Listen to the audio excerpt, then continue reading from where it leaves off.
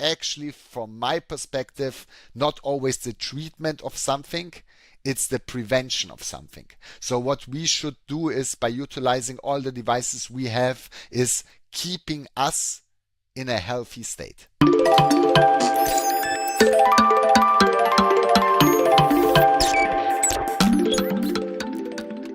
Hi and welcome to the new Weber Medical podcast. This is a new podcast where we explore the science and the stories behind regenerative medicine and light-based medicine. So we are focusing on photobiomodulation, or also called low-level laser therapy. We focus on photodynamic therapy, but also on other synergistic and holistic medical approaches. There's a big hype, especially on red light therapy right now in the biohacking and longevity field. And in this podcast, we want to discuss the science, clinical protocols that really work, and synergies with other therapies in the context of regenerative medicine. So today we are happy to have our first guest, a good friend and also a long-term business and research partner, Dr. Matthias Wojcik from Germany.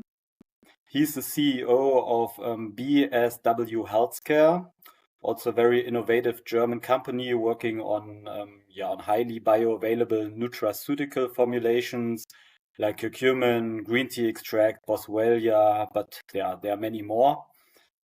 And those substances are nowadays used in many PBM or PDT protocols for treating chronic disease.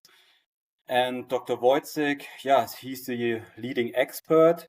He's also related to the pharmacology department of the famous University of Marburg in Germany, where they did all the basic research and development of highly effective photosensitizers for photodynamic cancer therapy, but also for other applications.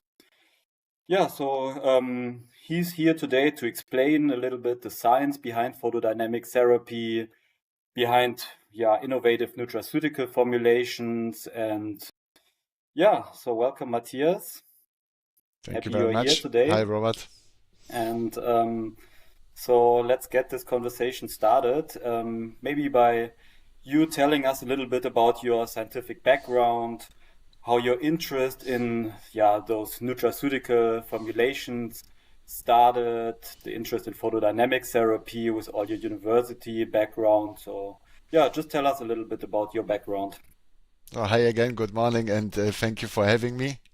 I'm also glad that we started this podcast, since we had this idea, I think, like half a year ago. And again, thank you for having me as your first guest. So I'm a typical pharmacist, educated in Germany, gone through a very typical pharmaceutical education in university, and then onboarded a PhD. And during my PhD, what I did is mainly formulating and trying to bring hardly soluble substances into very specific tissues or spaces in the body. And therefore we used mostly nanoscale delivery systems, nanoparticles, liposomes, different other structures, polyplexes and other things. And we use them mostly in cancer therapy. So because cancer tissue is very specific, and what we want to have is minimum adverse side effects out of the drug, and also help the drug really achieve the site of action. My professor is focusing in this therapeutic approach since many years and working with your father together onto a very specific treatment in cancer. It's called photodynamic therapy. There we use light devices to activate the substances. And therefore we have to be very specific, because when the substance is not in our tissue we want to activate, we achieve nothing. And out of this research we found that many nutraceuticals and many plant extracts lack the same purposes. So they are very badly soluble, they are not bioavailable for our body, they don't reach the effectiveness they could have. So what we did is translated this pharmaceutical technology, this formulation development into nutraceuticals, and created out of this a small nutraceutical company, which we are also then utilizing with your light devices in many different ways, also standalone for prevention, for also treatment, or for the possibility of having another potential application towards a certain tissue or a certain cell, like degenerative cells, microbia, or different other things. Okay, so now you're already jumping a little bit forward, but just to get back to your university research. So you were the one working a lot on showing the science of photodynamic therapy, how it's really working on a cellular level. So can you explain us a little bit what you did in the university research with those new formulations with cancer cells and checking or measuring the absorption of the substance in the tissue and things like that? So the thing is that most of our nowadays agent we use in cancer therapy, I see strength and limitation in this regard. So we have a quite nice, I would say, development into certain drugs, but they lack the variability. They have a very big adverse side effect potential, and therefore you just need pharmaceutical formulations to really create effectiveness throughout these agents, and also help them to get really into cancer cells, into certain tissues, and be taken up by our body. And out of this research, what we are trying there is really on a basic level show that on different type of cells and in cell lines, these pharmaceutical agents combined with our pharmaceutical formulation development are adding beneficial effects to them. And this is what I notice also natural compounds come into play, that you can utilize curcumin, for example, also in cancer therapy or as a anti-cancerous drugs to achieve different effectiveness, which are normally not achieved by powder formulation itself.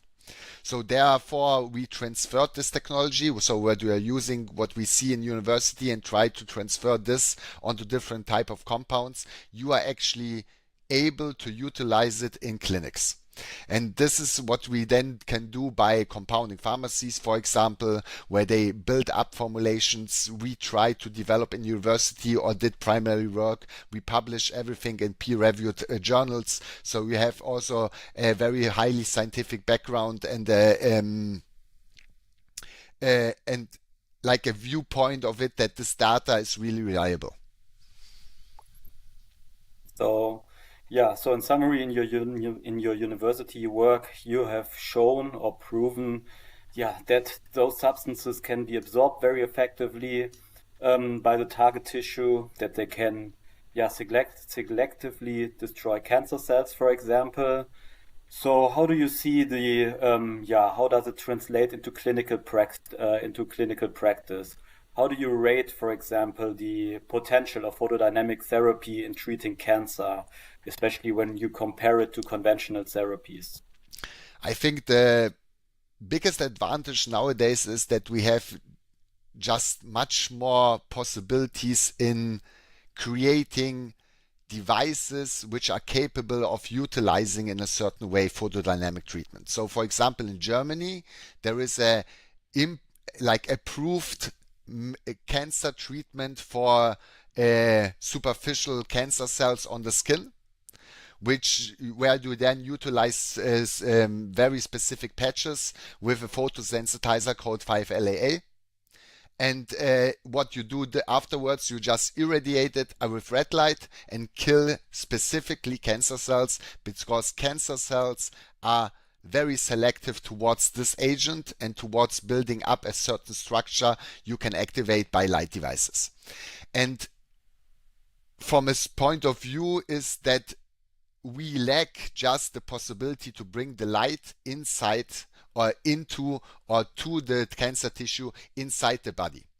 This is nowadays done with your wearable devices, for example. So this is what we are also utilizing and what we are using in our publications. We always use the Weber laser as a device to really prove that activating substances through this device is working and is efficient towards cancer treatment and towards killing cancer cells. And I believe that this is somehow, by the application, by the development of even more specific photosensitizers, the future of cancer therapy, because it's minimal invasive and it's also minimal due to side effects and other adverse effects you can have. So you have a very specific targeting of cancer tissue and cancer cells, and you just don't harm the rest of the body like normal traditional cancer therapeutics works, which are not so specific against cancer cells itself. And this is where I see the most biggest advantage. I believe also that the integrative approach we have, what we do in clinics, is the key to success. It's not only utilizing one certain technique, it's like thinking out of the box what we can combine. And that's why I am also not on the page of demonizing traditional pharmaceutical approaches. I believe it's adding everything we have and building a much more sufficient and effective system towards cancer as a disease itself. Yes, I absolutely agree. So let's stay a little bit with cancer. So when we talk about such photosensitizer formulations, and when you explain that they are very specifically treating cancer cells, a big advantage that you don't have side effects like in other conventional modalities. Can you explain a little bit more how you're making those formulations so specifically targeting the cancer cells? So like you're using liposome technologies. Nowadays we talk about exosome as carriers. Maybe you can explain a little bit how those carrier mechanisms are working. So the main thing what we try to do is we really try to develop formulations which have the possibility to reach cancer cells or cancer tissue very specifically. So the uptake into a certain tissue, the solubility of the drug is improved. And this is the main thing what we have to take care about. So when you think about a injection, for example, we inject into the bloodstream, but in the bloodstream still there are plenty of other cells, there are plenty of different tissues, we have different pharmacodynamics, pharmacokinetics of certain drugs, and what we want really to achieve with our structures, nanoscale structures, in mainly really target this specific disease tissues or cells. So what we try to do with liposomes, for example, is prolong the circulation time of a drug, for example. So the ability of our formulation and of our carried drug to penetrate into a tissue and to accumulate in cells is higher. What we also do is with liposomal formulations, we have a much better uptake towards a cell than from a simple formulation itself or the substance itself, because they lack also different possibilities of being taken up by the cells, of elimination by the body, by our liver, by different metabolic systems. So this is what we are also trying to do. With exosomes, for example, we have now the possibility to have a very specific targeting mechanism, because an exosome is actually like a letter. It's brings this information inside a certain cell. It's built to bring this information to it. So this is a very natural system our body is using to really inform different cell types what they should do and what they are capable of doing by bringing also growth factors and different other molecules. And we are utilizing now, or trying to utilize, this exosome system, because they have very specific targeting molecules towards cells, to bring also our anti-cancer or photodynamic agents inside the cancer cell. And then you have the possibility of interacting with a Weber device, for example, to bring the light also specifically into this tissue. So where the light and the substance comes together, then you have a certain activity and you have actually a treatment or a working therapeutic approach where this both like things, the physical light and the pharmacological substance are not coming together. You have actually nothing. And this is where we can utilize very specific activities towards a very specific cell type and also a tissue. And this is making the treatment of, or like the approach of photodynamic therapy very effective and very strengthful. And we are overcoming several limitations we have by normal agents. So let's get back to this integrative approach, because I think we are very much on the same page here. But let's say a clinician who is setting up integrative protocols for cancer management would reach out to you, or a patient would reach out to you asking you for advice. What would be the best integrative cancer protocol you would recommend to a patient or to a clinician? I think the first step, what has to be done, is really creating a sufficient database we can rely on. So we have really to create data, what for a cancer type we have, what for different aspects of the cancer is there, what for, I would say data is just set there, what for experience is there for actually determining what for a cancer we have. And then out of this, we would create an option what we can do into adding photodynamic treatment and different other integrative protocols towards this treatment, like hyperthermia, for example, or if we need oxygenation of the tissue because the cancer is lacking a very specific oxygen component, we really have to utilize by photodynamic therapy. And I believe out of this, then we can create even additionally afterwards added treatments like stimulating the immune system to help the immune system afterwards find the necrosis, find the metastatic cancer cells, like released by the cancer tissue, we actually destroy to a certain component. We could add nutraceuticals, for example, to maintain a certain threshold of cancer cells or reduce this threshold of cancer cells into his body. So you have to see cancer in a certain way as a chronic disease.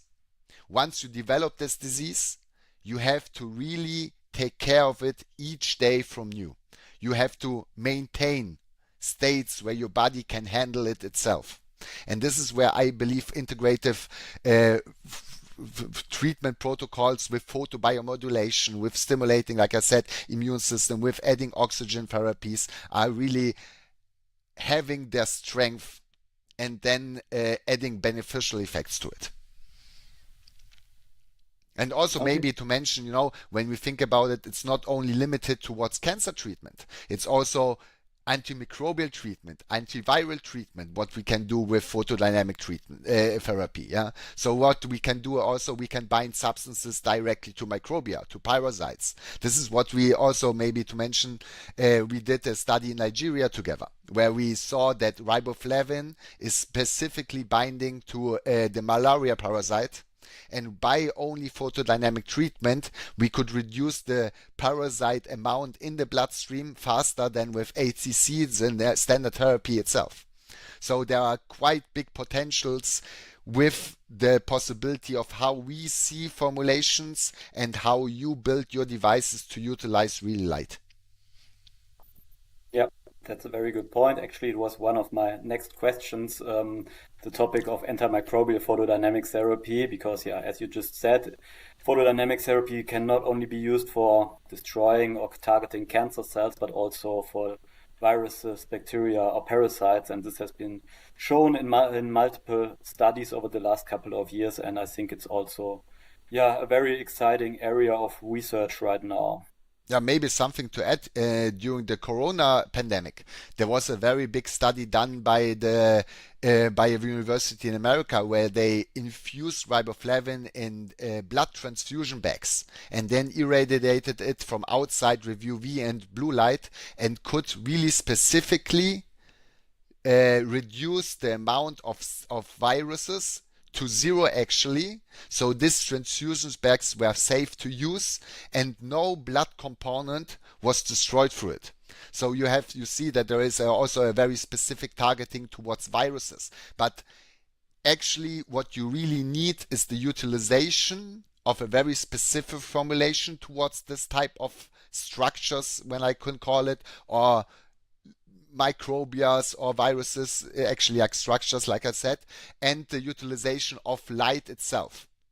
Yeah, and this is where I see a big advantage in the combination of both of us and the techniques we just have.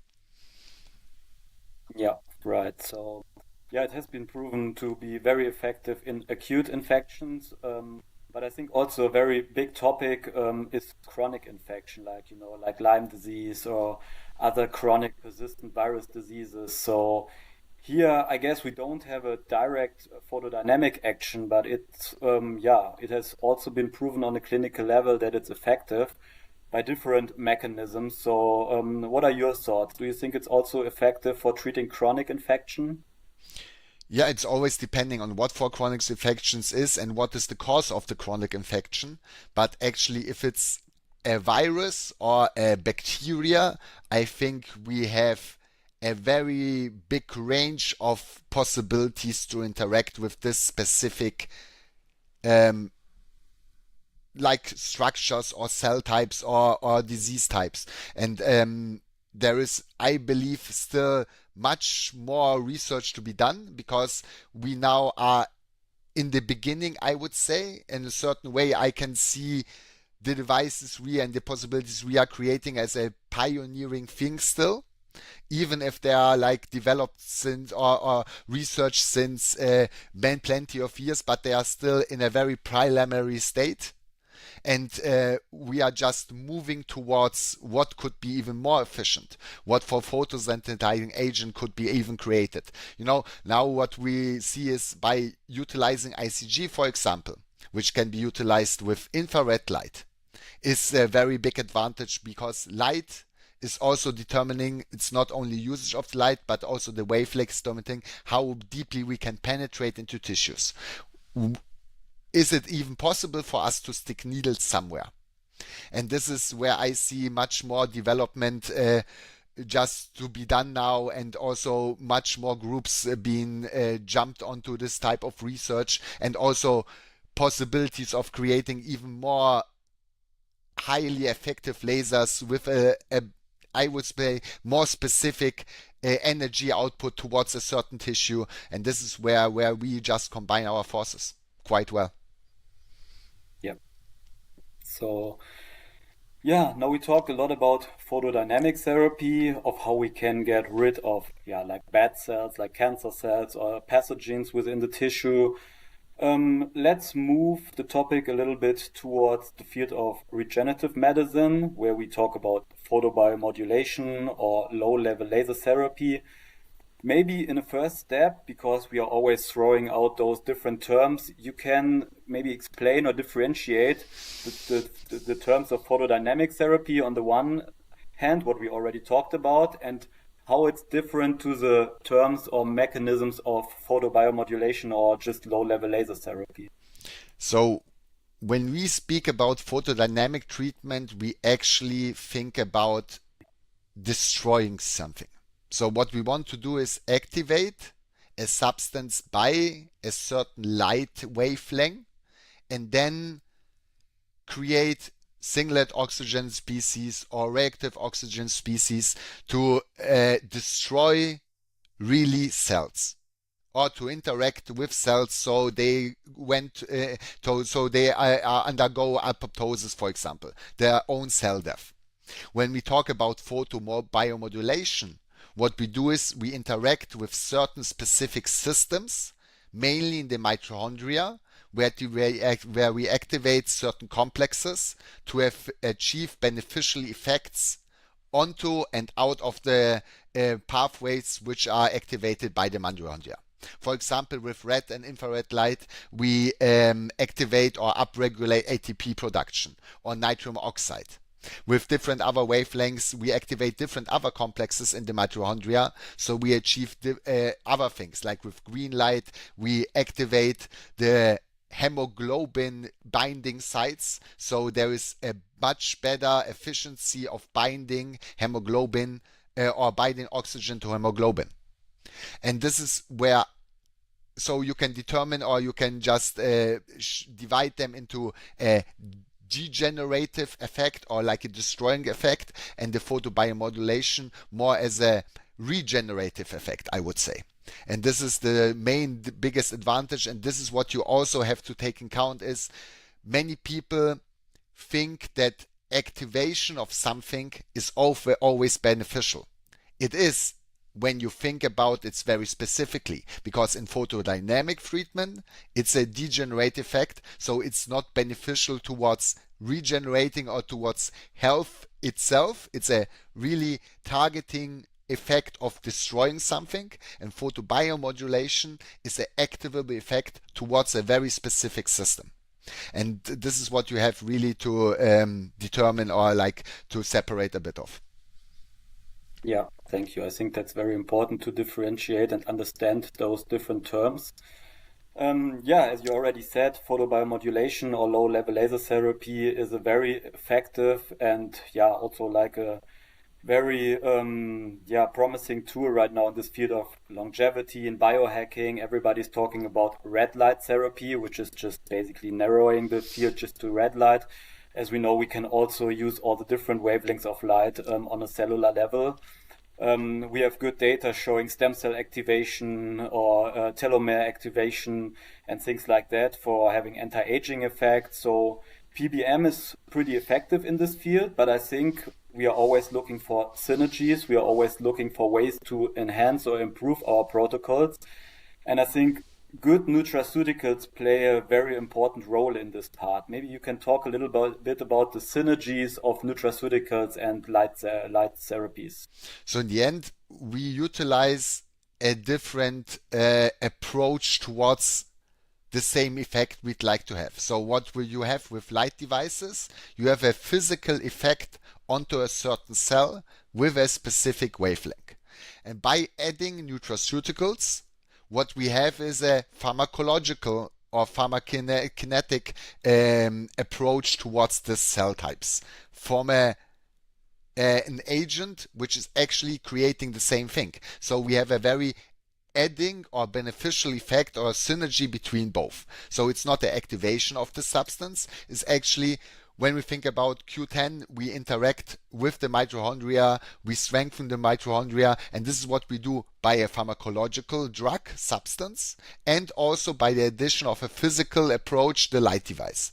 When we think about curcumin, for example, which is anti-inflammatory, which is directly blocking certain inflammation pathways. This is what you can also see by applying blue light, for example. So you have a physical effect onto the cell compartment, onto the cell pathways, and you have a pharmacological effect onto the same pathways, and this is synergizing and very beneficial and even creating much better outcomes than it would be when we would use only one approach on the same thing. Yes, I agree. And now you already mentioned some of those very effective nutraceuticals you have developed or created. Maybe you can share some more on the substances you have developed, which you see as the most important or most promising natural nutraceuticals. So maybe directly to get into the idea of curcumin, for example. It's a very very poorly soluble drug. So actually it's nearly not water soluble.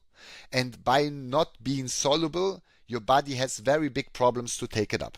And we have also a small limitation, or we have a system of making fat soluble drugs, what curcumin is, soluble, but only to a certain limit by our stomach, because we release certain agents and encapsulate them. This is how we take up fat lovely substances. But to really create an effectiveness by this compound. We need certain formulations, or there is a need of certain formulations. So what we do is, for curcumin, for example, we utilize liposomes. This encapsulate the curcumin, make it being secured by the stomach pH, and then being taken up by the intestine very well. For example, for anti-inflammatory purposes. What we can see also is, for example, for antioxidant purposes, we have a very nice drug in nature which is called astaxanthin. It's a red algae, which is also hardly water soluble, and what we then use different formulation approaches. We use mainly liposomes because they are natural, they are recognized quite well by the body, they are biocompatible, so you can use them nicely in pharmaceutical nutraceutical formulations to achieve high bioavailability and utilize the substances. We can see also, for example, like I explained, coexune Cum-10, or we use the very well-known agent in Germany, it's called frankincense, which is also very nice anti-inflammation purposes. And this is where we just utilize a very natural system our budget gave us, but from a pharmaceutical grade, to even develop more effective natural compounds which were used over thousands of years by humanity. Yes, and you created those tools, I guess, especially for home use, so patients can use it on a daily level, also maybe in combination with home use light devices to make it more effective. Or what do you recommend as a perfect home care protocol for patients? So this is what I see is quite limiting also therapeutic approaches by clinics. So you go to a clinic, you get an infusion, you hire the plasma levels of a thing, you get to a certain steady state, and then the patient's actually released to go home. And then you just, when they come back, like after 4 weeks or something like this, you just start from a 0 point again, because they are not maintaining what you gave them and what you tried to do with them, and they are not maintaining your therapeutic scheme somehow. And I believe that's when nutraceuticals and devices like the Weber watch come into play, where you can just utilize the same things you have in the clinic on a little bit, I would say, somehow less effective basis, because infusion will be always better than a supplementation by oral uptake, or a intravenous photobiomodulation approach will be always more effective than an external photobiomodulation device. But what you do is you actually maintain the therapeutic concept you did in your clinic to interact with a certain disease approach, therapeutic concept. And this is what I believe is still missing in our normal daily basis in treating patients and giving them a helping hand. And this is where I see then home use devices, for example, like the Weber watch, for example, for inflammation directly. When we speak about it and when you want to have a therapeutic concept, I believe that an infusion with curcumin is quite nice. Then adding photobiomodulation to decrease the inflammatory markers, the inflammation itself on a very high basis, and then maintain this anti-inflammatory aspects by utilizing the Weber watch on a daily basis and adding curcumin on a daily basis as a drink. And this is where I see still being missed out in taking care of this type of patients and giving them the ability of actually doing the same thing you did in a clinic. And this is where I believe also awareness is created towards what a patient should take care of. And this is mainly for themselves. And this is where I see possibilities still being able to be utilized. Yeah, I absolutely agree. And that's actually one of the reasons why we made those developments for home use, to give patients really the opportunity to also take care of their health by their own hands. And in this context, last topic for today, I would say, is this whole area of brain health. As you know, we are also developing right now or are close to launch this new product where we can treat or regenerate the brain by red and infrared light, this so-called transcranial photobiomodulation. So yeah, what are your thoughts on the potential of this therapeutic approach? And maybe you also have some ideas on synergistic protocols with specific nutraceuticals? Yeah, I think this field is quite funny because the scientific database and background towards the transcranial treatment with infrared and red light is very intensively researched, but the utilization of it is still on a very small basis, and this is where I believe the biggest development could be done. You know that you have actually now, from your type of perspective, what you created is a laser device towards it, a possibility of utilize and to use the data created to really help patients with this type of disorders. Because mental health is a very big aspect of your overall health. And I believe when we miss out this ability of interact also with mental disorders or diseases, we just miss out the potential of actually helping with every other disease.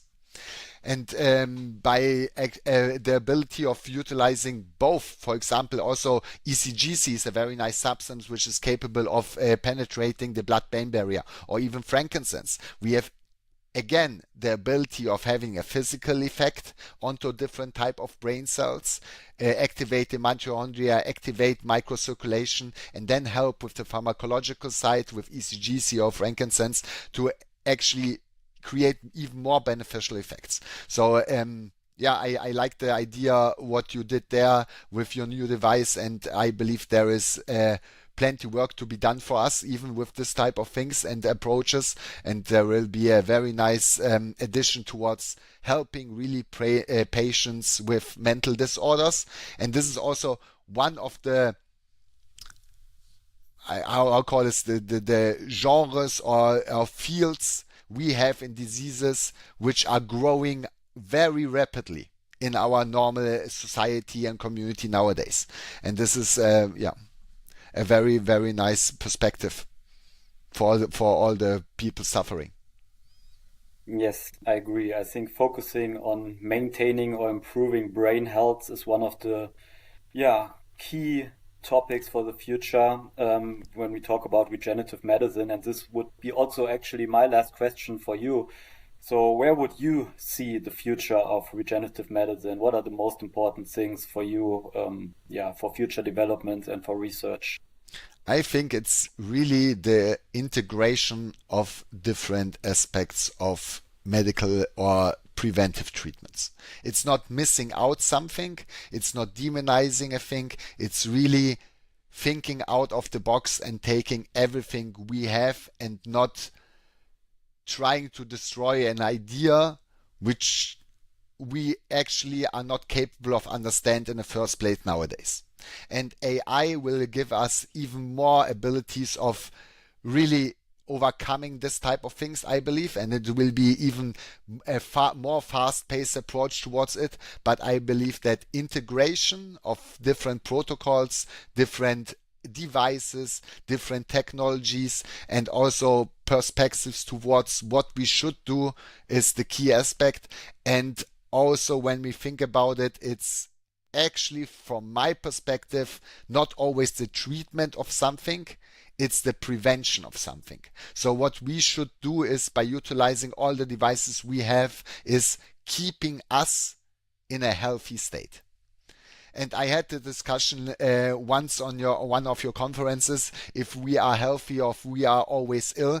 And I still believe, I'm more optimistic, that we are born to be healthy and not born to be ill and just to try to cure something. It's about our body is smart enough, and what we have to do is just giving him the tools and the abilities by aging because it's like reducing certain effects we have, certain affectionlessness. Our body is just giving us immune system stimulation, everything like this to maintain what we are gifted.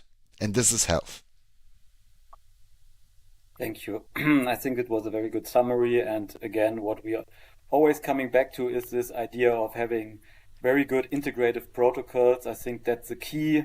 We are not saying like, I'm the expert on laser therapy, that's the magic bullet, you are the expert on nutraceuticals, but actually that's the idea of this podcast, to bring together as many experts as possible from different fields of regenerative medicine to really create or discuss the most effective synergies and protocols in this field of regenerative medicine, but also for treating chronic disease like cancer. And so I think it was a good first episode. So thank you again, Matthias. Maybe Thank you you want very to much. share, like for people who are interested in your work, your social media, your website, upcoming events, or whatever you would like to share. Now is the opportunity. Yeah, I would be happy to see more people on our conferences. We are doing, maybe to mention one together, always in the US in the springtime. And then we are always also on different other conferences trying to speak, trying to explain people our devices, having booths there like the A4M, for example, in December this year. So I believe I would be happy to see more of you, of the listeners there, and to explain what we are doing and to get into exchange with them, to even have the opportunity to create even better ideas or even more ideas out of different other synergies. Maybe we miss out like a step what we could also add towards it.